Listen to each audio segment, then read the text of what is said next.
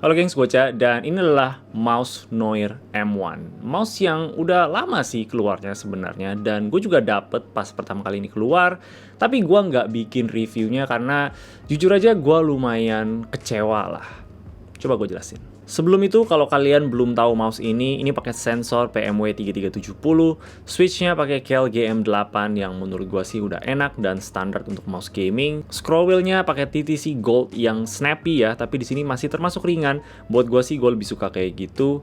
Desain yang modular, jadi kita bisa lepas-lepas cangkangnya, dan untuk beratnya di sini tuh sekitar 73 gram kalau pakai yang bolong-bolong, dan sekitar 74,5 gram kalau pakai yang solid. Nah, sebenarnya itu adalah salah satu alasan kenapa gua kecewa ya, yaitu adalah beratnya. Karena ini keluar itu pas masa-masa Agustus 2022, di mana di situ tuh udah ada mouse-mouse lain kayak Daxa R4 atau Phantek Aria atau mouse-mouse lain dari Pulsar kayak X-Lite gitu, yang udah bisa sentuh di 60-an gram segitulah. Mungkin kalian berpikir, tapi Cak, kan nggak adil untuk bandingin mouse ini ke mouse-mouse yang tadi itu, karena ini juga mouse pertamanya mereka, dan juga merek Noir bisa dibilang nggak sebesar kayak merek Phantek, Pulsar, dan juga Rexus lah. Dan gue ngerti sih, apalagi kalau kita bandingin sama Pulsar, itu kan harganya 2 kali lipat ya, dan masih aja nggak punya slot dongle. Di sini untungnya udah ada. Tapi kalau kita bandingin sama Phantek Aria atau Daxa R4 di masa itu ya, Noir M1 ini punya harga yang sama kayak mereka. Jadi secara tidak langsung, Noir itu memang rencananya mau bertanding sama mouse-mouse tersebut.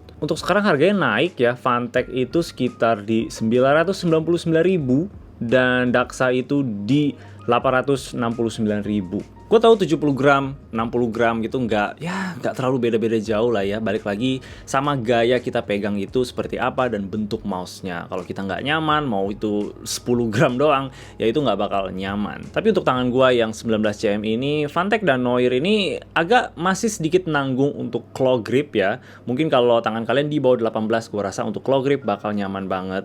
Jadinya untuk tangan gue pegangnya itu di fingertip. Dan perbedaan 10 gram itu lumayan kerasa di fingertip. Mungkin nggak fingertip banget ya, lebih ke claw grip yang relax gitu, karena gue nggak terlalu bisa genggam erat, karena di Noir ini belakangnya masih terlalu ceper buat gue dan juga nggak terlalu panjang. Dan menurut gue apa yang bikin Noir itu berat? Karena bad design aja sih. Kalau kita buka cangkangnya di belakangnya, itu masih ada full plastik lagi yang tutup mouse-nya semua. Dan bikin gue bingung aja, untuk apa ada cangkang ini kalau masih ada tutupan plastik di sini. Sedangkan mouse lain yang modular juga itu kalau kita buka belakangnya udah jelas bolong kayak gini loh. Kita langsung bisa lihat PCB-nya dan juga baterainya. Dan gue yakin banget ekstra plastik ini yang bikin beratnya itu makin nambah lagi.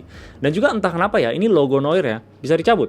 Dan kalau gue cabut itu turunin beratnya sekitar kayak 1,5 gram gitu loh. Kelihatannya sih mereka lakuin ini biar bisa ada RGB di logonya, yang jujur aja bikin gue sedikit kesel ya. Karena kalau misalkan ini semua plastiknya itu nggak ada, ya mungkin bisa sentuh di 65 gram gitu.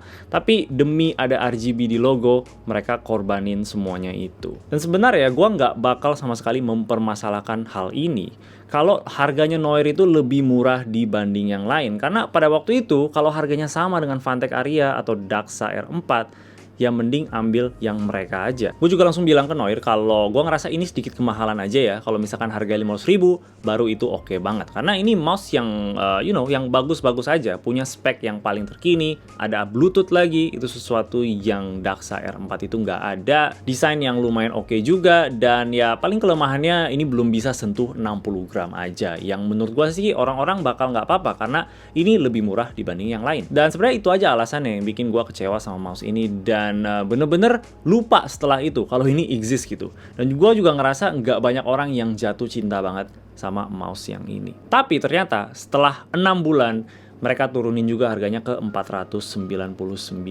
Nah, gua nggak tahu tuh apakah mereka lakuin itu karena dengerin gua atau mungkin karena hal lain. Tapi ya setidaknya sekarang udah di jalan yang benar. Ini bukan mouse yang jelek ya, sekali lagi. Gua udah pakai coba main game dan sama sekali gak ada masalah. Bahkan gua terbiasa secepat itu aja. Dan berat di 70 gramnya itu walaupun awalnya kerasa, tapi setelah lama-lama itu jadi nggak kerasa sama sekali. Mouse yang sebenarnya dari awal itu udah solid, tapi salah harga aja. Dan untungnya sekarang udah bener. Hal kecil yang mungkin gue kurang suka itu adalah klik kiri kanannya yang ada sedikit travel dulu ya sebelum kita kepencet switch-nya. Dan ya kalau kita rasa-rasain itu agak sedikit menyebalkan aja dan kurang firm gitu, kurang solid. Tapi pas gue coba main game sih gue sama sekali nggak terlalu kerasa lagi dan gue lupa kalau itu ada isu itu. Jadi ya menurut gue sih itu bukan hal yang besar-besar banget. Jadinya sekarang untuk harga di 499 gue bisa rekomen ini ke kalian-kalian, terutama mungkin untuk orang-orang yang hybrid gamer gitu ya, mereka main game di rumah kayak gue gini, dan pas pergi kantor kerja bawa laptop, mereka bisa juga bawa mouse ini tanpa bawa dongle-nya, bisa pakai bluetooth aja. Dan ya itu satu ekstra fitur yang lumayan enak juga dari mouse gaming kayak gini. Seperti itulah Noir M1, atau gue lebih pengen sebutnya sebagai mouse yang telah terlupakan, yang sekarang udah jatuh harga. Dan menurut gue sih kita akhirnya bisa dapat performance sesuai dengan harganya. Oke, itu aja dari gue. Kalau kalian suka sama video ini boleh kasih like dan juga subscribe. Thank you udah nonton. Bye-bye.